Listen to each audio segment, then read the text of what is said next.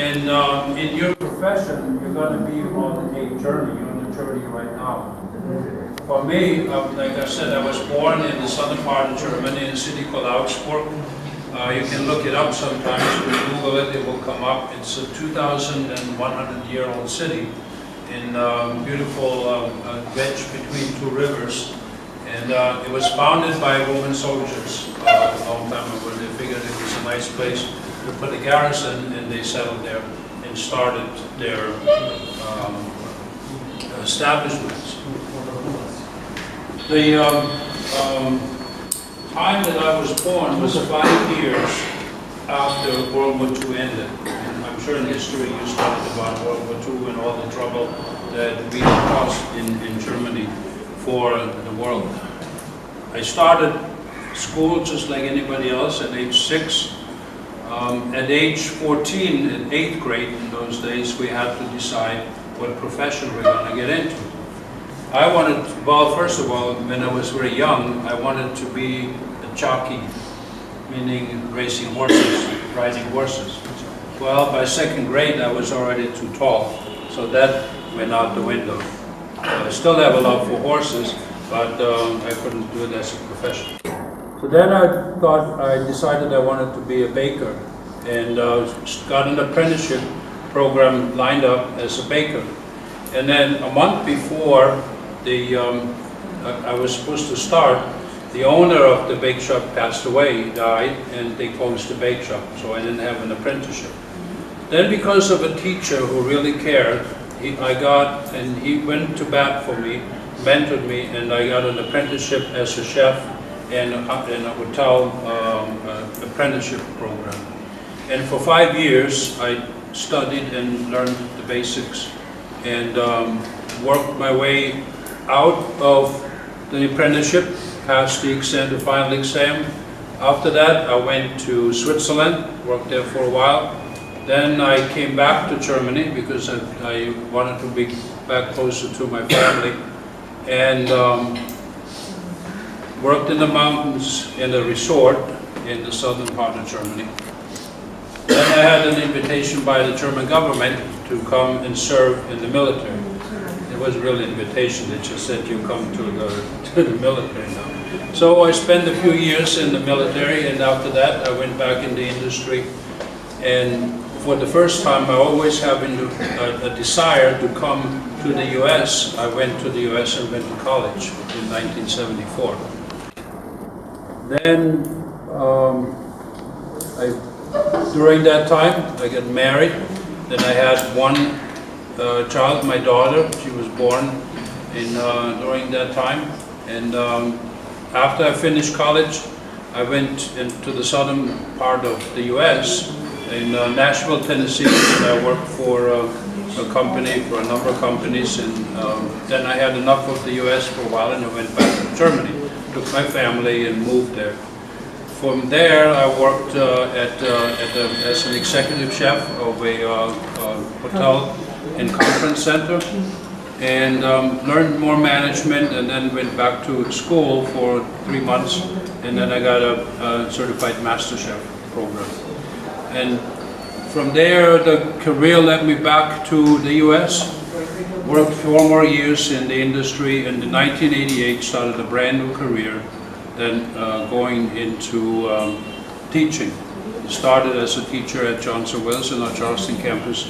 From there, I was moved into a supervisory position as department chair, then director. Then they moved me up to Providence, Rhode Island, became the dean of the campus, and then the university dean. And I retired from that position about 3 years ago and started my own company called Culinary Solutions International, and that's what I'm still doing. And I'm also doing this kind of work, talking to students about this great profession. When I became the dean, and that's what I really want you to hear, after I became the dean, I had to figure out what does a dean do, because nobody at the university told me what does a dean of a culinary school do. And you all know what a dean is, right? It's the head of a university program. So my boss said, I have no idea what you're supposed to do, so just figure it out. And I met with the teachers, I met with faculty, and then in my mind I thought I had to have some guidelines that I can go back to when things get rough, when things get easy, or anywhere in between. And I remembered back when I lived in Charleston, South Carolina. It's a coastal area. 1989, we had a hurricane come through. You all know what a hurricane is? It's like a typhoon. What do you call it? A typhoon or whatever. What do you call it? Typhoon? Yeah. And it's Hurricane Hugo. It went over the Atlantic and made a beeline and heading straight for Charleston, South Carolina. I had a friend who had a houseboat or a larger boat, and he wanted to tie it down. He didn't have time to take it out of the water, so he wanted to tie it down in the waterway, back where he had it anchored. So we moved the boat to the side, we took rope, and we tied it up to anything we could find. Then all of a sudden, this old guy came across the river in an old boat, little dinghy, and said, "What are you guys trying to do?" I said, "Well, we're trying to tie the boat down." I said, "Well, if you do that, this boat is going to sink along with everything that you tied it to." He said, "Well, what do you want us to do?" I said, "Well, take the boat out into the middle of the waterway, put 4 anchors on this boat, 2 in the bow and 2 in the stern. The bow is the front, the stern is the back, with enough slack so the boat can go up and down and rise with the waves of the storm." And he did, and the boat survived.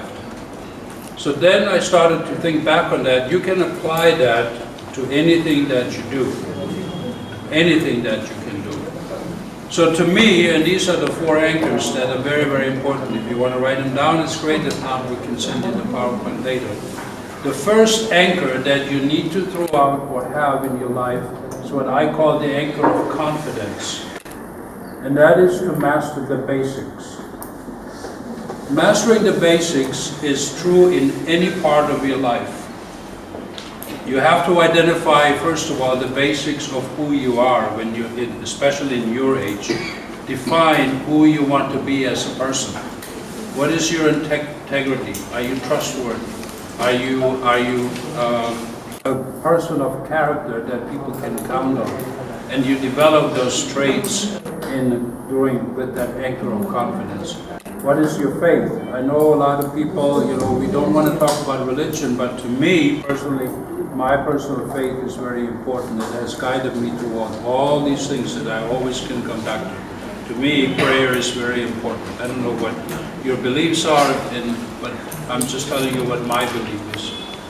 And in the profession, in this profession, hospitality or culinary arts, for those, especially those that want to be chefs, there are some very fundamental basics that you need to learn and master. And that is your knife skills, your hygiene, sanitation, food safety, your cooking skills, sauteing, poaching, roasting, all of those things. You have to practice, practice, practice, so you build up confidence in yourself and what you do, and then who you are. Building up confidence is also, within that anchor, is be true to yourself. Don't make the illusion that, in the US they have to say, well, you can be anything that you want to be. That's really illusionary, because you cannot be everything you want to be. I can never be a neurosurgeon, or I can never be certain things. Figure out who and what you can be, and that will guide you and make you much more confident, and so you don't have to constantly figure out as to who you're going to be or what you're going to be. So build up that anchor of confidence, and you learn and learn and learn and apply those basics that you need. In culinary arts, the basics is the craft, right? And we're going to hear that in the video in a minute. The craft that you need to learn. So many times we want to bypass that. The second anchor that I build and put out, if you will, is what I call the anchor of endurance. And that means that you master the challenges. When you leave here, Then you have to go into quote what? Real world, right? You've probably heard that before. The real world, we're going to do that. Well, if you don't have any foundation, like in a house, you need a concrete foundation. And in the storm of life, you're going to get blown over. You have to have that confidence in yourself as to who you are and who you portray. And you have to learn to master the challenges. There are going to be many. And I can give you a litany of challenges that in my life I have gone through, and the things that I've endured, and always come back to those foundational principles of life that have guided me all these years. So master the challenges in your life. Now what are they going to be? You're going to get a job, you're going to cook something, and it's not going to turn out. You know, like today, we have some ingredients. I don't know what we're going to find in the kitchen. I don't know if I can do a demo. But that's okay. You know, it's life. So we work with what we have. I wanted to do a nice Italian ricotta dumpling with some chicken lemon in spinach and grapes. So see what we have. Not, well, maybe figure something else out. I don't know. But maybe we'll just give it a talk. Many times there have been, I've only been fired once from a job, believe it or not, in all my years. But you have to go through that experience and learn. Failure is a big part of life, and you have to make sure you understand that. That doesn't have anything to do with you as a person. It has to do with circumstances and things that happen. I had a business fail when I first came to the U.S. I had all kinds of different challenges. We had very scary situations in life, and actually we had one today when we were driving here. I saw my light flashing in front of me. The driver, it's just all of a sudden, boom! I almost so I have to learn that's India. So when I first came here, I was scared to death. We were actually out on the west coast in Calicut, not Calcutta, but Calicut. Huh? What is it? Calcutta. No, this is Calcutta. No, we were in Calicut. South India, Calicut in Kerala. We're on, it's called Vijari village. You go up in the mountain, and you have these hairpin roads going up. Yes. And the guy was going really fast through a little village, and this lady just walked off the street, and I mean, it was like that close, and I saw that lady already flying into the car. It was crazy. You know, another one you know, I do a lot of flying, and one time we took a plane from Philadelphia back to Providence. It was a smaller plane, one of the regional jets. And then as we were going in to land, I figured out, you know, something is really not right, because he pulled back up and he was circling, and we were going all the way in Connecticut. And all of a sudden the flight attendant came on and said, unfortunately, we have some serious problem. The plane had lost all the hydraulics, so he could not slow the plane down for landing. And you know, we come back to what I said about the basics. It's another thing I was told, that younger pilots today, they don't know how to fly a plane. They know how to fly a computer, but not a plane. So, but that guy, they said that he's not going to be able to get the landing gear down, and even if he does, he cannot slow that plane down enough to land safely. It's going to overshoot the runway, and we're probably going to crash. So life will flash by you. And it was kind of strange, because normally you would think people would panic, but it was very, very quiet. I saw people crying, people praying, and we made our way down and looked out the window, and the pilot had, when he was coming down, he had that plane almost vertical. You know, when you come down for landing, it comes down like this, but it was up vertical. And then just the last moment, he kind of dropped the plane down. We overshot the runway a little bit, and they did crank down the landing gears, thank God, and put it down. But afterwards, you know, everybody was like almost on the floor, thanking God that we made it through. And then we talked to the pilot, and he said, well, he was a military pilot, jet pilot, aircraft carrier before he became a commercial pilot. And he learned, first of all, how to do a glider, flying a glider, and he learned that kind of landing. And it was risky, he said, but it worked. So all these challenges, in my profession, so many times we went to competitions. I judged this competition before, and I always tell contestants, it's really not good if you go for the first time that you win. You need to build your confidence up, and you need to meet those challenges. What are you going to do when you don't have those? So that's anchor number 2. The third one, I call it the anchor of renewal. So that means you master the unknown. So I'm going to tell all the years I told all the students I met and everybody I met, you need to get, if you live here in Calcutta, you need to get out of Calcutta.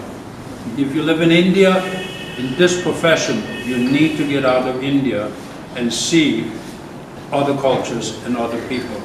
And even if you don't, figure out new things all the time. Learn new things.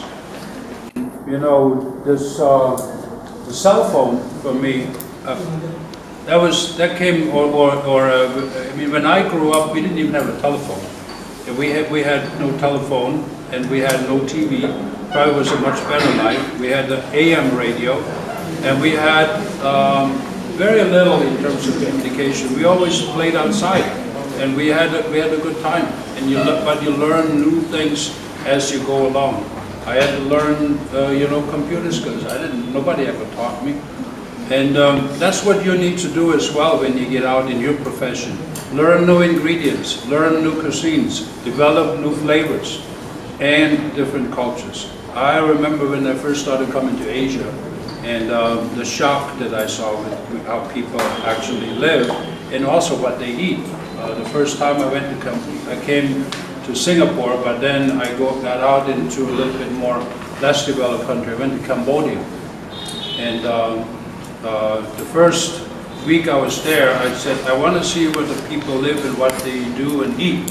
So the guy said, you know, they said, oh yeah, we couldn't show you. So I went out, and the guy asked me, this was like late in the afternoon, he said, do you ever had any Bloody Mary? I said, I don't really drink, but I know what it is. It's tomato juice and some alcohol. And he said, well, here on the market, here in Siem Reap, we have a drink called that this one lady makes. It's called Cobra Mary. I said, Cobra Mary? Okay, he said, that doesn't sound too inviting. He said, you must try it. It's very good, very healthy. I said, okay. So we went in this market, filled with local people, and sure enough, there was a lady, and she had white wine and melon juice and some herbs and spices sitting there. And I said, well, that sounds pretty good, I can do that. And so she poured it all together. She was shaking it with ice cubes. But then she turned, and I never saw it. I should have seen the basket, but I didn't. There was a basket behind her. She had all of a sudden, she pulled out these long tongues, opened the basket, and pulled out a cobra about this long. And that's what I said, oh my God. And pulled it up, grabbed it by the neck, slit its throat, and poured the blood into the drink. And handed me the drink and said, sir, Cobra Mary, very good for you. So now you got all the local people watching this stupid Westerner who got trapped into drinking Cobra Mary, and I'm saying, so what I'm going to do, am I going to make a fool out of myself? So, all right, down it went. and it was okay. I mean, you know, blood, I figured out, I had sanitation and chemistry, I figured fresh blood is not going to hurt me. So, you know, we in Europe, we eat a lot of, well, I don't, but a lot of Europeans eat blood. They eat blood sausage, they eat different types of things. So I went back to the hotel, and when I called home, I told my wife, I said, now listen, when I come home and my eyes start to turn like this, and the pupils go sideways, and my tongue is split, and I start hissing, just run. And she said, what in the world did you do? I said, well, I was drinking cobra blood. What else would I do? Go on. The point is, in the renewal, try new things. Don't ever stop learning. Learn new ingredients, how to use them, and how to work them. I got involved about a number of years ago in a program called Culinary Medicine. This is where we starting to teach doctors, medical students about cooking. And it's very exciting because nowadays you have a lot of problems with nutrition-related illnesses. So the last anchor, to me, for my life is the anchor, I call it anchor of grace. That means you master the human heart, meaning you give back. And I think that's one of the greatest responsibility of everybody that has a way of gaining knowledge or skills or means to share with others. That's what I'm trying to do today, share with you what I've learned over the years. Not accolades or medalists, it's not important, but your life experience. And give back to the people that, number one, are less fortunate than you, and number two, your peers, your friends. And be very careful who you make your friends. You got to try, you have to figure out that.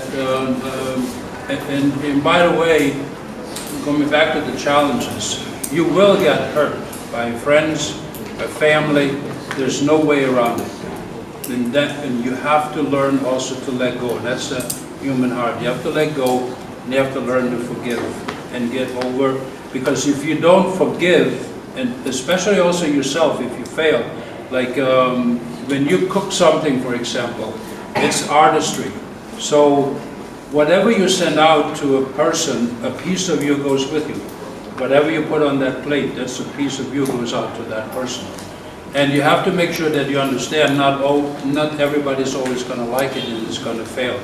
But it's also a challenge for us in the food industry because our artistry is very temporary. It's not permanent. Nobody cares what you did yesterday. You could have cooked the greatest soup in the world. It doesn't matter. Nobody cares what you could do tomorrow. But people care what you can do right now, today, and send it out. So do the best that you can.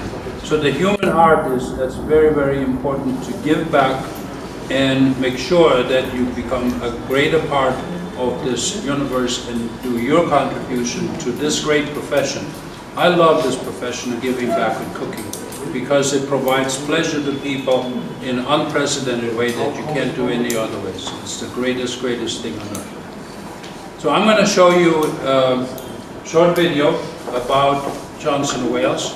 That was my tenure for 26 years, and I really applied those 4 anchors to that. I built up the school from about 3,000 students to 6,000 at 4 campuses, and left it in one of the best shapes that it has ever been. And it was not all my doing. I had a great staff, great people working for me, and we did an incredible service to the food service industry. And I will continue as long as I live. I don't people say, well, I retired. Well, I retired from my previous job. I could never sit at home, like a lot of Europeans, Americans says, oh, I'm going to sit at home, sit on my porch, play cards and smoke pipe and drink beer. That's not me. I want to learn new. I learned a new dance yesterday. What do you call it? What is it? Bhangra. All right, so we're going to watch the video and then we're going to go see what happens. And then Stura is going to do a presentation about that Sunrise. That's one of the schools that I work for that I really fell in love with during my tenure. That was part of that getting out of my comfort zone and go to Singapore and learn that type of school. And it's an incredible, incredible school that you should listen very carefully. And then we'll see if we can do something in the kitchen. All right? Yes, so we'll watch the video. And